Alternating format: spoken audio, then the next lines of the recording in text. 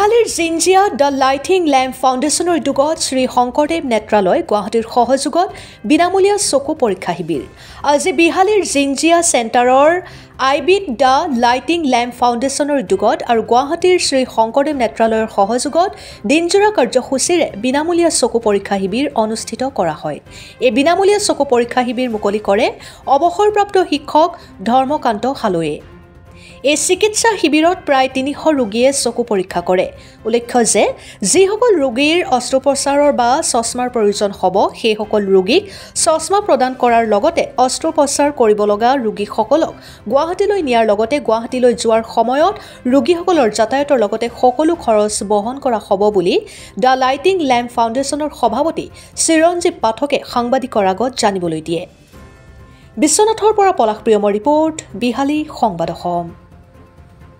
হয় যেহেতু মই পোনপ্ৰথমে মই লাইটিং লেম্প ফাউণ্ডেশ্যনৰ পৰা মই সকলো বিহালী ৰাইজলৈ মই নমস্কাৰ আৰু আন্তৰিক শুভেচ্ছা জনাইছোঁ নতুন আমাৰ এপ্ৰিল মাহৰ বিহুৰ কাৰণে।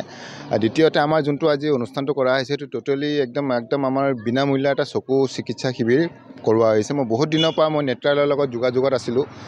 মই যিহেতু মই NGOৰ লগত জড়িত, NGOটো মোৰে NGO হয়, মই প্ৰেচিডেণ্ট হিচাপে আছোঁ। আমাৰ এটা টীম আছে। নেত্ৰালয়ৰ লগত যোগাযোগ কৰোঁতে তেওঁলোকে আমাক 8 তাৰিখ ডেটটো দিলে আৰু এইটো আপোনাৰ টোটেলি ফ্ৰী আই চেকআপ কেম্প। ইয়াত আপোনাৰ আমি কিখিনি আমি হাতত লৈছোঁ, যিসকল আহিব তেওঁলোকক গোটেইখিনি আমি বিনামূল্য চিকিৎসা কৰিম।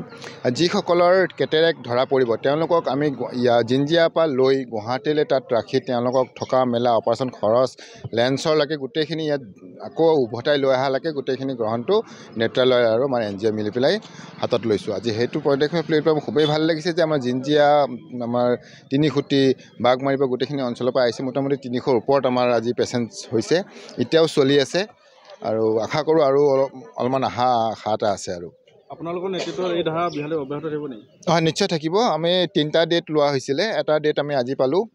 নেক্সট ডেটটো আমাৰ 28 তাৰিখে দিয়া আছে। 28 তাৰিখটো আমি চাই লওঁ কোনটো অঞ্চলত আমি কৰিব পৰা যায়। ধৰক বেডিটি আছে, নিউ বিহালী আছে, এনেকৈ কৰি আমি আগবাঢ়ি গৈ থাকিম। ৰাইজৰ সেৱাৰ কাৰণে আহিছোঁ, সেৱাটো লাগি থাকিম, এইটো আশা লৈ পেলাই আৰু ধৰক লাগি আছোঁ মই NGOৰ পৰা।